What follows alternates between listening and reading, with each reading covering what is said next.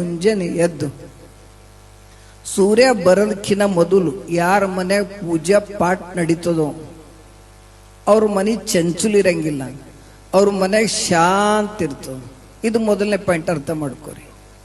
ಮಾತಾಡ್ಬೇಡ್ರಿ ಮಗ, ಕಾಲು ಬಿಡ್ತೀನಿ. ಎರಡನೇ ಮಾತು ಅರ್ಥ ಮಾಡ್ಕೋರಿ. 5 बजे के अंदर जिसके घर में पूजा पाठ होता उस घर बहुत शांत समाधान रहता. ಯಾರು 6ಕ್ಕೆ ಎದ್ದು ಸ್ನಾನ ಮಾಡ್ತಾರೋ ಸ್ವಲ್ಪ ಸ್ವಲ್ಪ ಮನಸ್ಸು ಚಂಚಲ ಇರ್ತದೆ.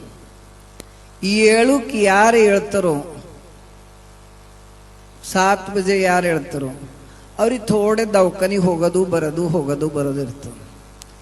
8ಕ್ಕೆ ಯಾರು ಹೇಳ್ತಾರೋ BP ಶುಗರ್ ಇರ್ತದೆ. 9ಕ್ಕೆ ಯಾರು ಹೇಳ್ತಾರೋ ಅವ್ರಿಗೆ ಹಾರ್ಟ್ ಅಟ್ಯಾಕ್ ಇರ್ತದೆ. 10ಕ್ಕೆ ಯಾರು ಹೇಳ್ತಾರೋ ಅವ್ರಿಗೆ ಹೊತ್ಕೊಂಡು ಹೋಯ್ತಾರೆ. ಯಾರೇನು ಮಾಡ್ಲಕ್ಕ? ಯಾಕಂದ್ರೆ ನಮ್ಮೂರ ಕಡೆ ಇಲ್ಲಿ ನೀವು ಹಾಗೆಲ್ಲ ಹೇಳಂಗಿಲ್ಲ, ನೀವು ಬಾರಕ್ಕೆ ಹೇಳ್ತೀರಿ.